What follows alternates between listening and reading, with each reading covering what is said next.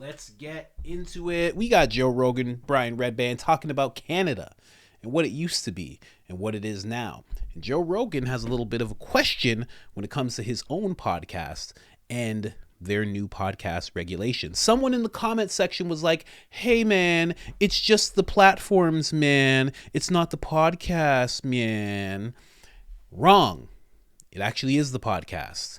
If you have a podcast that actually makes $10 million in revenue, you are someone who has to register with the government. If you're on a platform, right? Because not every podcast is on huge platforms to the point where they're paying them $100 million a year, like Joe Rogan. Jordan Peterson's podcast is not really on a platform. It's on multiple platforms. This podcast is on multiple platforms. You can't say it's just on one. So once you're making $10 million in revenue, what do we call Joe Rogan's podcast? We call it the biggest media platform in the world, because if you didn't know, it actually is. It gets more views than any media outlet that you could think of per month. It's in the, I think it's like 200 million viewers, quarter billion viewers a month. That's what the law is, actually. Okay, comment section. But you can tear me up in the comment section. Let's get into it, though. Maybe I'm completely wrong. Tear me up. Go ahead. I got no problem with that. I'm just going right back to the proper timestamp for you guys. I think one more. We're good. Let's go. And attack things and go after stuff. And then when you find out that our own government was actually censoring social media and contacting Twitter and telling them to delete posts or trying to get them to delete things that... they tried to get Facebook to delete this Tucker Carlson thing that turned out to be true. It was true. What he was saying was accurate. And they were like, we can't delete it because it's accurate. So they lessened its reach by 50% because the government told them to hide the truth. The government told them to hide the truth. Like, that's in this age where everything's going crazy and no one knows what's right and what's wrong. That's scary, man. Yeah, but that's what's happening in Canada right now. Oh, you know, full blown. I wonder if my podcast will even be able to air in Canada. Probably not, right? I wonder. People in Canada, you have to think about what the fuck they're doing, because you think that they think that they're doing it, or some people believe they're doing it, because of this misinformation that's online.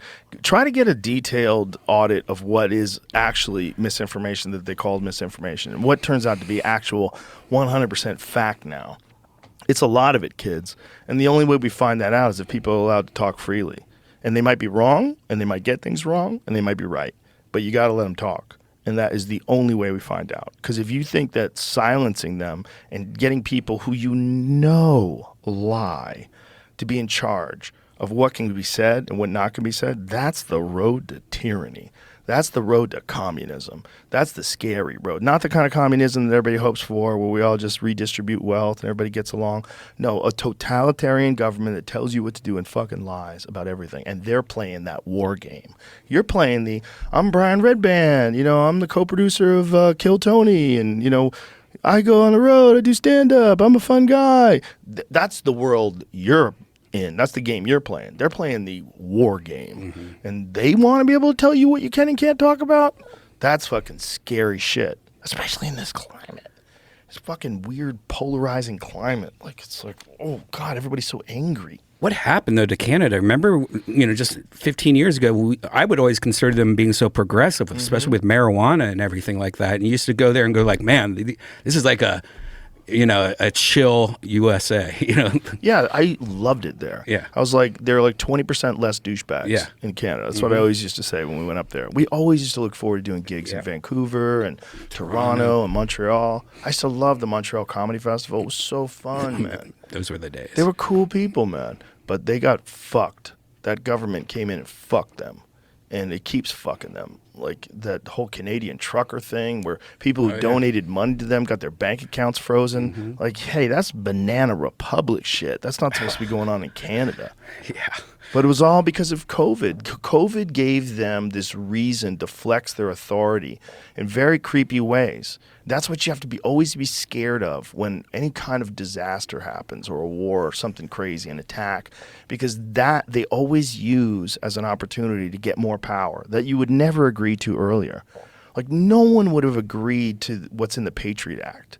They tried that before. They tried it before, and everybody's like, get the fuck out of here. So they put it on the shelf. Most of those ideas that were in the Patriot Act, they had already tried to weasel those in. And then when it came along and there was 9/11, they're like, fuck it. Let's roll it out. We're patriots. Who's going to say no to Patriot Act? Aren't we patriots? And then there was the NDAA, which gave them the ability to indefinitely detain people without charging them. Like, what? Mm-hmm. Like, you want the right to do that without judges and lawyers? And you want the right to do that? What if you're wrong? That's crazy. What if you're wrong? What if someone's a corrupt person involved in that administration, and that person that you're going to get arrested is actually like a whistleblower for a corporation or something? You have too much power. It's too much. Why don't you look into Jesus? He got the answers. That's the theme of the whole podcast, if you don't know. That's a Christian rock song from the 60s, I believe. The era of Janis Joplin and all those incredible people. And Joe Rogan sings that song throughout the entire podcast. Every time there's a silence, he puts that down, which I love. I downloaded that song right away.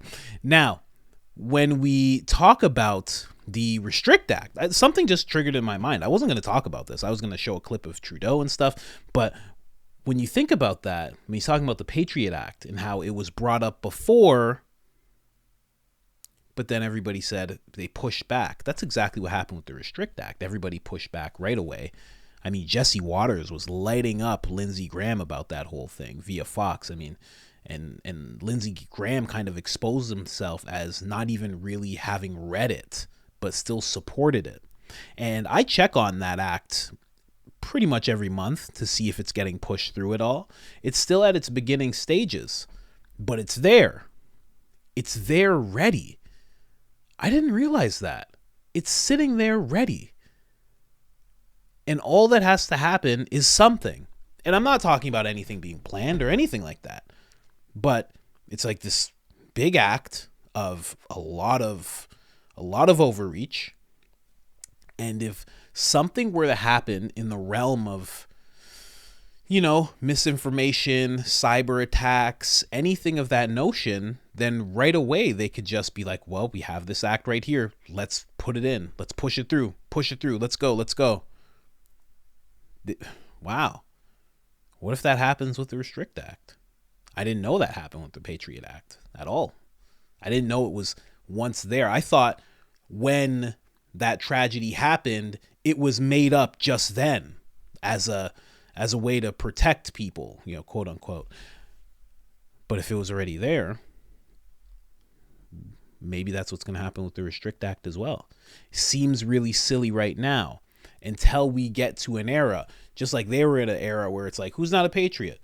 Maybe we'll get to an era where it's like, we really do need some restrictions here. And the next thing you know, they're like, we got something for that. Oof.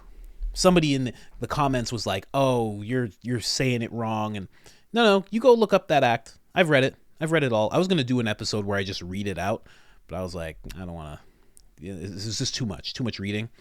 But it is, if you personal have a VPN, you could face time in prison.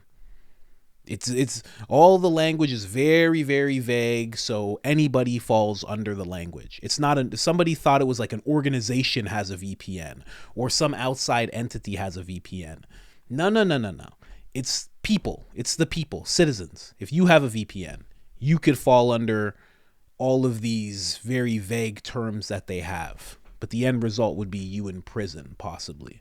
So, very interesting. And then also to what happened to Canada. Canada has even lost. There's reports saying that they're not even the nicest anymore. They lost to America. America's nicer. When did that happen? That can't be true. But I just heard that today. I saw a tweet. I know. It's just a tweet, but still. There's a report that came out. These airlines have been actually doing a whole little report and been analyzing things, and they're finding that Americans are actually nicer than Canadians. Who knew? And then somebody wrote underneath, they're like, you've lost everything. They're like, you've lost everything, Canada. Damn. But yeah, that whole podcast regulation, no good. No good. Just no good. In Canada, it's like, what are you gonna do if you want to watch a podcast? You're gonna have to get a VPN, lie about where you are, act like you're from another country, fill out a bunch of stuff. It's gonna require you to break a series of agreements, because when you sign up for these apps, I don't know if there's any penalty for lying about your age and your name and all this stuff, but you're gonna have to lie about your address, everything. Getting into a really tight spot. Used to be the place to be. Used to be everybody wanted to go to BC. Everybody wanted to be in BC. They used to call it Canadian Hollywood. Not anymore. Not anymore. Now it's like Canadian Philadelphia. Yeah, straight up. It's wild. It's like Canadian California. It's not a good thing anymore. So, anyways, guys, let me know what you think in the comments about all of that, because that took me on a little turn. As he started talking about that, what do you think when it comes to the Restrict Act? Could that end up getting pushed through because something ends up happening? And what could that something be? I'm really unsure. I'm going to actually read the act again and think about what could possibly make it so it gets pushed through. Let me know in the comments what you think. If you haven't liked already, like the episode. If you haven't subscribed already, subscribe. Other than that, I'm out.